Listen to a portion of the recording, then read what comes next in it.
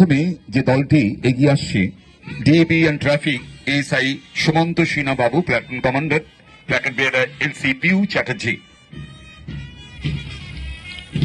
অভিবাদন গ্রহণ করছেন আমাদের আজকের প্রধান অতিথি ডিআইজিপিএফ বর্ধমান রেঞ্জ মাননীয় শ্রী শ্যাম সিং আইপিএস স্যার। পরবর্তী যারা এগিয়ে আসছেন নেক্সট যে টিম সদর sub division and memory team, platoon commander SI Dipjyoti Das এবং প্ল্যাকেট বেয়ারা আশা খাতুন। পরবর্তী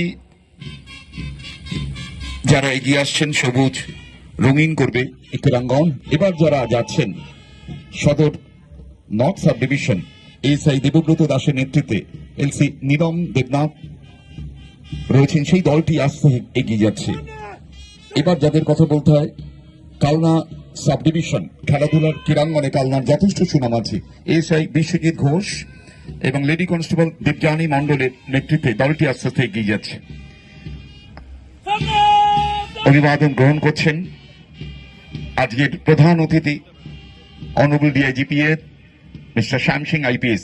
এবার যাদের কথা বলতে হয় Patua sub division SI Sumanta Roy, LC Manindra সাহার নেতৃত্বে দলটি আস্তে আস্তে এগিয়ে যাচ্ছে। যারা সমাজে না হলে নয় অবিরত কাজ করে যাচ্ছেন লেডি কনস্টেবল, সেই lady contingent LSI Riya Pal এবং লেডি কনস্টেবল দোলন কুণ্ডুর নেতৃত্বে দলটি এগিয়ে যাচ্ছে। আর সবুজ আছে বাংলার মেয়েরা, আমাদের পুলিশের মেয়েরা কিন্তু বিচ্ছুরণ ঘটাবে। আরেকজনের কথা বলতে 24 ঘন্টা যারা কাজ করে যাচ্ছেন সমাজে, home guard NVF contingent SI Ashis Majumdar platoon commander, placard bearer LC Rimpa ভট্টাচার্যের নেতৃত্বে।